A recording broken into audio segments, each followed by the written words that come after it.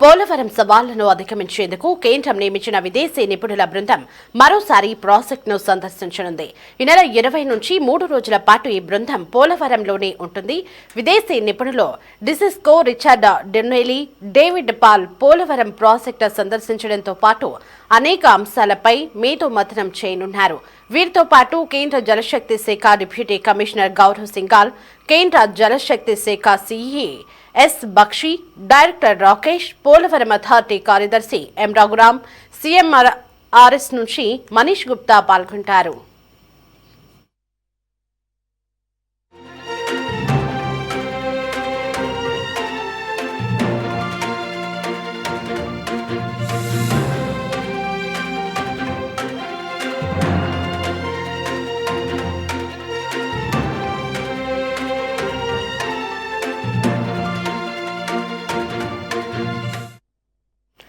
Polavaram project పనులను సమీక్షించిన అనంతరం buttress dam, gap 1 ఎగువ కాపర్ డ్యాం, దిగువ కాపర్ డ్యాంలో 200 మీటర్ల వద్ద లీకేజీ ఉన్న ప్రాంతంలో పనులు అనుకున్న మేర పనులు జరుగుతున్నాయో అని పరిశీలిస్తారు.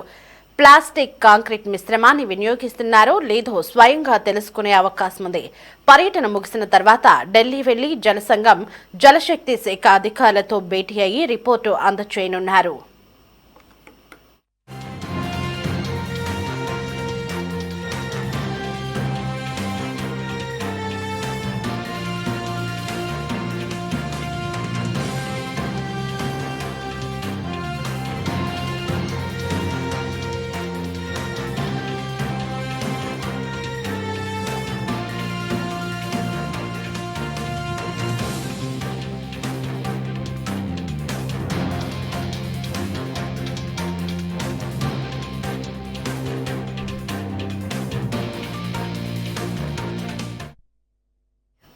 రైట్, ఇదే అంశానికి సంబంధించి మరింత సమాచారం మా కరెస్పాండెంట్ రామకృష్ణ ఫోన్ ఇన్లో అందిస్తారు. రామకృష్ణ, చెప్పండి.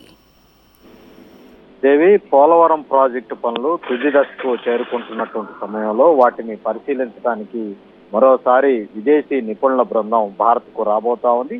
డేవిడ్ బీపాల్, గియాస్ ఫ్రాంకో డ్రీ సిస్కో వీళ్ళిద్దరూ కూడా అమెరికాకు చెందినటువంటి నిపుణులు. అలాగే రిచర్డ్ డౌనెల్లీ, సిస్ ఎన్సార్టట్ కెనడాకు చెందినటువంటి ఇద్దరు, మొత్తం 4 జనవరి 19వ తారీఖున భారత్ కు రాబోతా ఉన్నారు. ఢిల్లీలో పోలవరం ప్రాజెక్ట్ అథారిటీ ఉన్నతాధికారులతో కలిసి కేంద్ర జల సంఘం, కేంద్ర జలశక్తి శాఖ అధికారులతోటి ఈ విదేశీ నిపుణుల బృందం సమావేశం కాబోతా ఉంది.